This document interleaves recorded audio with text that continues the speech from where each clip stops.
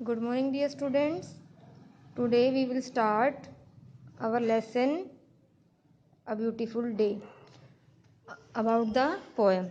This poem is written by a famous English poet William Wordsworth. यह कविता English के एक प्रसिद्ध कवि विलियम वर्ड्सवर्थ के द्वारा लिखी गई है. इन दिस पोएम, इस कविता में the poet described the scene of a beautiful day after raining.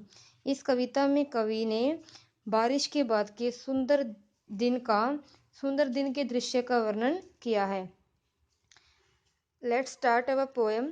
The cock is crowing, the stream is flowing, small birds twitter, the lake doth glitter. The green field sleeps in the sun. The oldest and youngest are at work with the strongest. The cattle are grazing, their heads never raising. There are 40 feeding like one. Like an army defeated, the snow hath retreated, and now doth fare ill on the top of the bare hill. The ploughboy is whooping anan anan. There is joy in the mountains, there is life in the fountains. Small clouds are sailing, blue sky prevailing. The rain is over and gone. अब हम इसकी explanation को read करेंगे. The cock is crowing. Cock का meaning क्या होता है? Male of hen.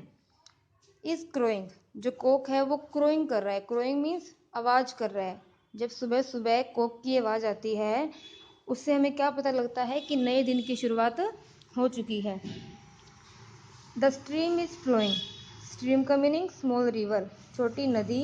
Is flowing, छोटी नदी फ्लो कर रही है, मीन्स बह रही है. The small birds twitter. Twitter का मीनिंग चहचहाना, चर्प. जो छोटे छोटे पक्षी हैं वह चहचहा रहे हैं. The lake doth glitter.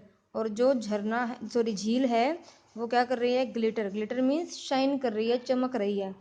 जब भी किसी पानी पर सूरज की रोशनी पड़ती है तो पानी हमें चमकता हुआ दिखाई देता है. तो उसी तरीके से कह रहे हैं कि द लेक डोथ ग्लिटर, कि जो झील है वह चमक रही है क्योंकि उस पर सूरज की रोशनी पड़ रही है. The green field sleeps in the sun.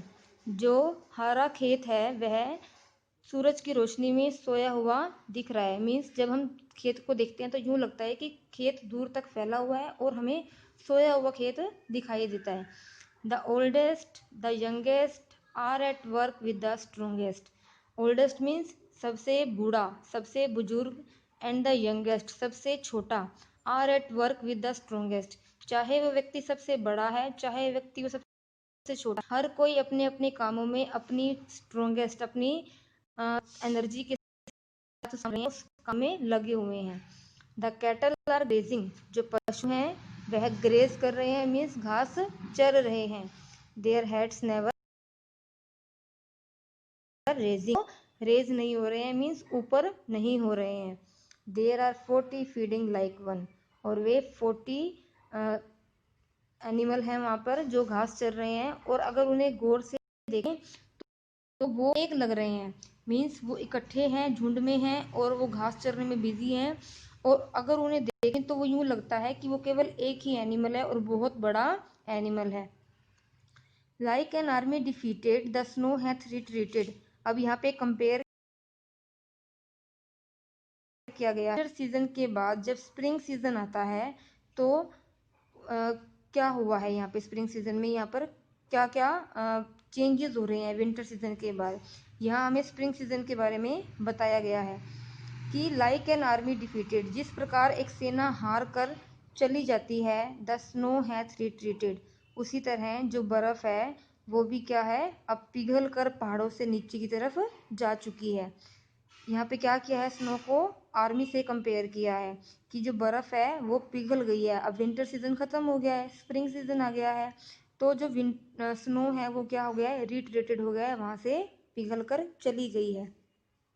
Now doth fare ill on the top of the bare hill. और अब जो पहाड़ी है वो बिल्कुल, पहाड़ी की जो चोटी है वो क्या है, बेयर है, मीन्स खाली है. पहाड़ी की चोटी खाली हो गई है, वहां पर कोई भी बर्फ नहीं. पहाड़ों पर जो भी पेड़ पौधे फूल थे वो अब अच्छे से हमें दिखाई दे रहे हैं क्योंकि पहले वो बर्फ से ढके हुए थे.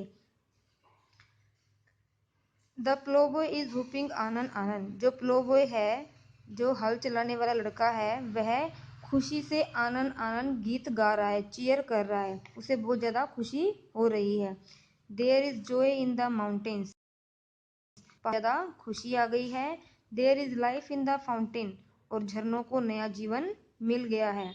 Small clouds are sailing the blue sky prevailing, छोटे छोटे जो बादल हैं वो आसमान में सेल कर रहे हैं, मीन्स चल रहे हैं। ब्लू स्काई प्रिवेलिंग, लेकिन जो नीला आसमान है वो क्या है, वहीं पर एग्जिस्ट है, वहीं पर विद्यमान है। ब्लू स्काई वहीं पर है, बस बादल आते हैं और आगे वहाँ से चले जाते हैं। The rain is over and gone, बारिश खत्म हो गई है और वर्षा ऋतु अब चली गई है, अब स्प्रिंग सीजन आ गया है। किसने लिखी है ये पोयम? विलियम वर्ड्सवर्थ ने।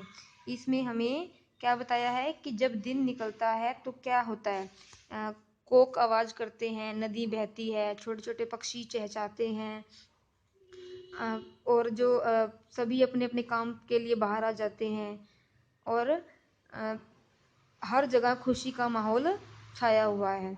तो आपने क्या करना है, इस पोयम को अच्छे से रीड करना है